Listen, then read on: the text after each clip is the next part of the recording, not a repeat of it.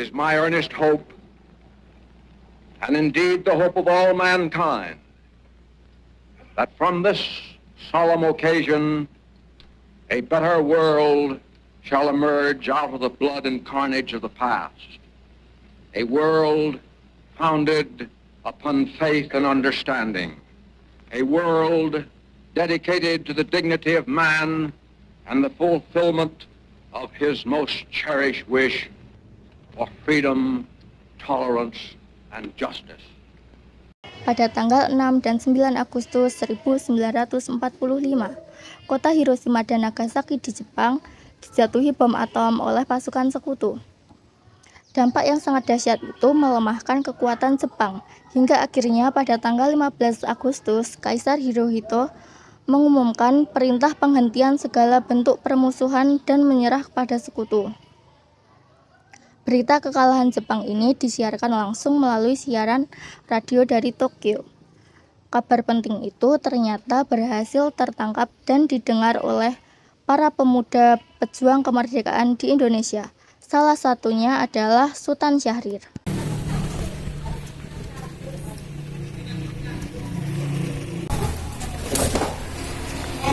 Apakah kamu sudah mendengar berita tentang kekalahan Jepang? Belum. Memangnya apa yang terjadi dengan Jepang? Dari yang kudengar, sekutu telah menjatuhkan bom ke Hiroshima dan Nagasaki. Oleh karena itu, Jepang melakukan gencatan senjata. Kalau begitu, kita harus segera memproklamirkan kemerdekaan. Ya, kita harus memanfaatkan momentum ini. Berarti negeri kita sedang mengalami kondisi vacuum of power. Benar, kita harus memanfaatkan situasi ini untuk memproklamirkan kemerdekaan. Kalau begitu, kita harus membagi tugas. Wikana dan Koiru pergi ke kediaman Soekarno untuk menyampaikan kabar ini. Saya akan menyampaikan informasi ini kepada anggota lain.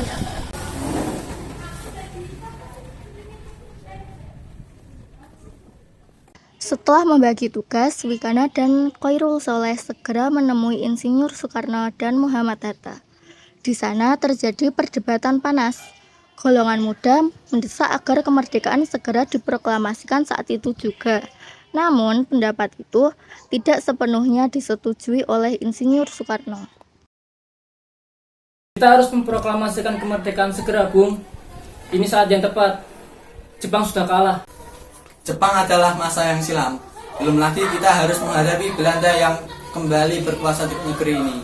Jika saudara tidak setuju dengan apa yang saya katakan, dan mengira diri saudara telah sanggup menopang kekuatan sendiri, mengapa datang pada Soekarno dan memintanya untuk memproklamasikan kemerdekaan?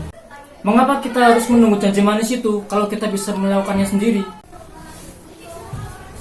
Cuma segelintir ini, kita tidak akan mampu melawan Jepang. Lalu bagaimana cara kita untuk mempertahankan kemerdekaan ini? Coba bayangkan, bagaimana cara kita untuk tegak pada kekuatan kita sendiri. Tapi semakin cepat kita memproklamasikan kemerdekaan, akan semakin cepat pula kita mengakhiri penderitaan rakyat. Baiklah, tapi berikan waktu kami untuk berundi sebentar. Setelah para pemuda pergi, golongan tua yang ada di kediaman Bung Karno segera mengadakan pembicaraan tertutup. Bagaimana ini para pemuda menuntut untuk segera memproklamasikan kemerdekaan? Saya setuju.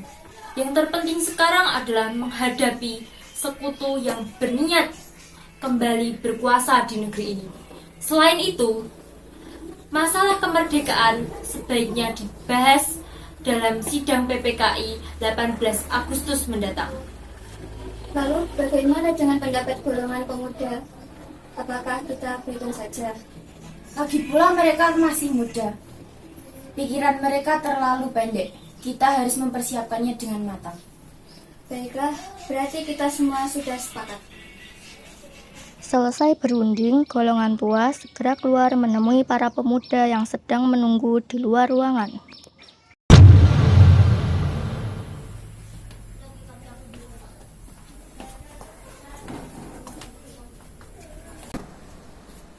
Setelah kami berunding tadi, kami memutuskan untuk tidak tergesa-gesa mengenai proklamasi kemerdekaan.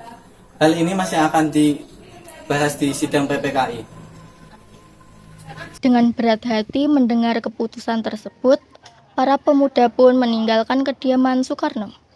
Tetapi mereka tidak putus asa.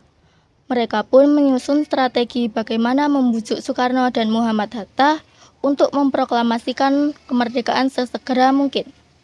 Akhirnya, mereka memutuskan untuk mengasingkan kedua tokoh itu ke Rengas Dengklok agar terhindar dari desakan pemuda dan pengaruh Jepang di Jakarta. Cara menghadapi Assalamualaikum. siapa itu?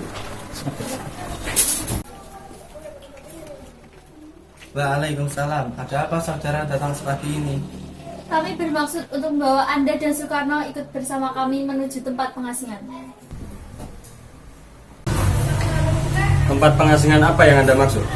Kami akan mengajak kalian agar kalian terhindar dari bentrokan. Baiklah, kami akan ikut. Sebaiknya Fatmawati ikut bersama kami untuk menjamin keselamatan. Baiklah, Fatmawati akan saya ajak. Hilangnya Soekarno dan Muhammad Hatta secara misterius menimbulkan kepanikan di kalangan para pemimpin di Jakarta. Peristiwa itu baru diketahui oleh Ahmad Subarjo pada pukul 8 pagi. Apakah saudara tahu keberadaan Soekarno?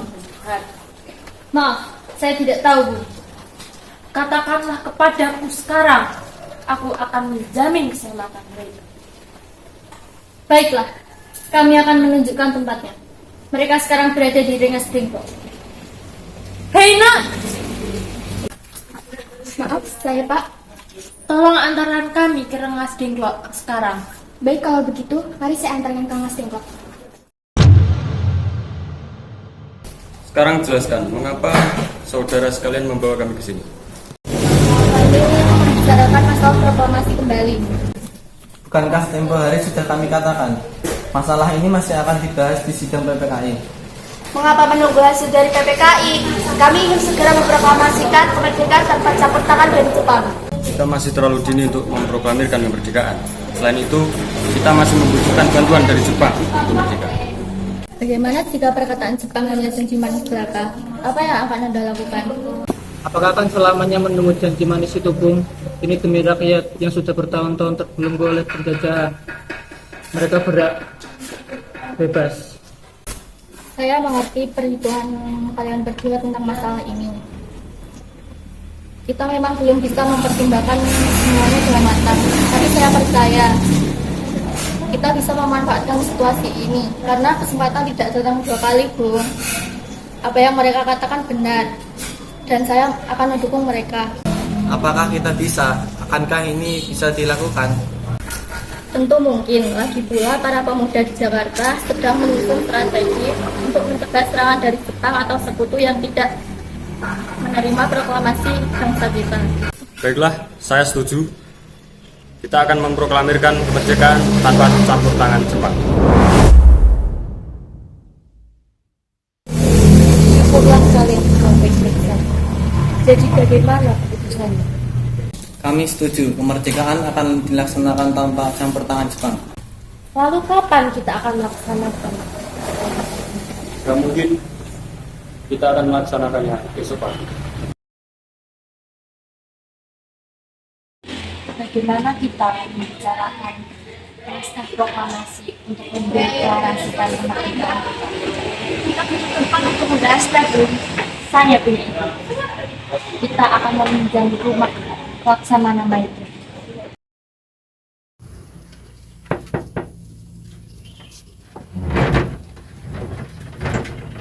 Selamat malam. Ada apa, Bung? Maaf mengganggu Anda malam-malam ini. Kami ingin tempat untuk membicarakan kemerdekaan yang akan dilaksanakan esok hari. Benarkah itu? Kalau begitu maksudnya, saya turut gembira mendengar kabar tersebut. Gunakan ruangan yang kalian butuhkan. Saya akan beristirahat dahulu. Terima kasih Pak Perwira.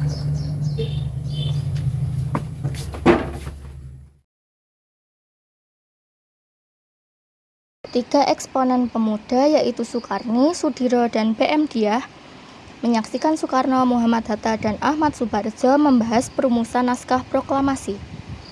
Acara perumusan naskah proklamasi berjalan lancar. Sebagai hasil pembicaraan mereka bertiga, diperolehlah rumusan yang ditulis tangan oleh Soekarno. Pada tanggal 17 Agustus 1945, tepatnya pada pukul 4 sore, Dibacakanlah rumusan naskah proklamasi untuk pertama kalinya di depan para hadirin yang berada di rumah kediaman Laksamana Maeda.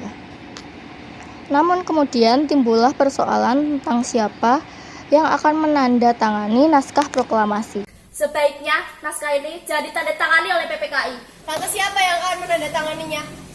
PPKI adalah lembaga buatan Jepang. Kita sepakat untuk tidak memproklamasikan dengan campur tangan mereka. Lalu bagaimana Bung Karno? Karena semua ini berkat dari jasa-jasa Indonesia, berarti atas nama bangsa Indonesia yang menandatangani teks cukup 2 orang saja, yaitu saya dan Bung Hatta. Dan sebagai perwakilan dari bangsa Indonesia, tolong kau petik teks proklamasi ini dan jagalah teks ini baik-baik. Baik, Bung. Semua persiapan proklamasi selesai pada pukul 04.30 WIB. Semua hadirin pulang ke rumah masing-masing dengan perasaan gembira. Kemudian para pemuda mengirimkan kurir-kurir untuk menyampaikan bahwa saat proklamasi telah tiba. Mereka juga mengatur pelaksanaan penyiaran berita proklamasi kemerdekaan, menyebarkan beberapa pamflet ke penjuru Jakarta dan sekitarnya. Pengeras suara diusahakan seadanya. Semua dilakukan agar rakyat dapat turut menyaksikan momen paling berharga untuk bangsa Indonesia. Pada saat yang sama, Soekarno dan Ibu Fatmawati sampai di kediaman mereka dan berbincang sejenak. Alhamdulillah, semua telah berjalan dengan lancar. Terima kasih telah menemani di saat-saat yang menguras pikiran ini. Ya, apakah kalian sudah merencanakan bagaimana proklamasi besok akan berlangsung? Sudah, kita akan melaksanakan upacara bendera yang diiringi oleh lagu Indonesia Raya yang diciptakan oleh Pemirsa. Bukankah kita belum punya bendera? Bagaimana jika kamu saja yang menjadikan bendera? Tapi hanya ada kain merah dan putih, apa tidak apa-apa? Buatlah bendera yang sederhana saja. Yang penting kita sudah berusaha untuk menyediakannya. Kita namakan saja benderanya Sangsaka Merah Putih, bagaimana? Ide yang bagus. Ya sudah, sebaiknya kamu bersiap menyusun pidato yang akan kamu bacakan nanti. Kemudian dikibarkanlah bendera Sangsaka Merah Putih diiringi lagu Indonesia Raya. Peristiwa proklamasi ini memang hanya berlangsung sebentar. Namun, peristiwa itu telah mengubah segala sendi kehidupan bangsa Indonesia. Peristiwa proklamasi kemerdekaan telah menjadi momentum puncak perjuangan bangsa Indonesia.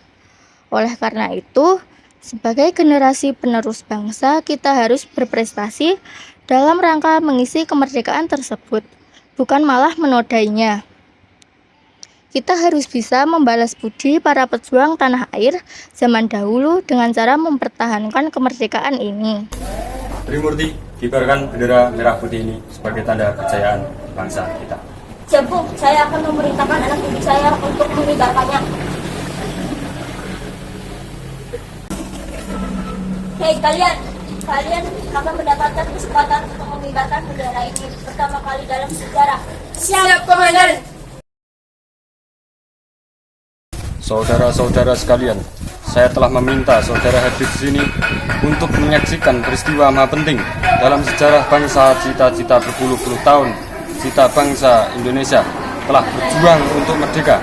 Bahkan telah beratus-ratus tahun lamanya gelombang agresi kita tidak putus dalam berjuang untuk kemerdekaan negeri ini. Kita jatuh bangun menyusun kedaulatan untuk menggapai cita-cita Indonesia bebas dari penjajahan bangsa lain. Semalam kami para pemuda-pemuda rakyat Indonesia dari berbagai penjuru bergabung untuk bermusyawarah. Inilah saatnya bagi kita untuk mengobarkan api revolusi kemerdekaan Indonesia. Saudara-saudara sekalian, dengan ini kami menyatakan kedaulatan tekad itu.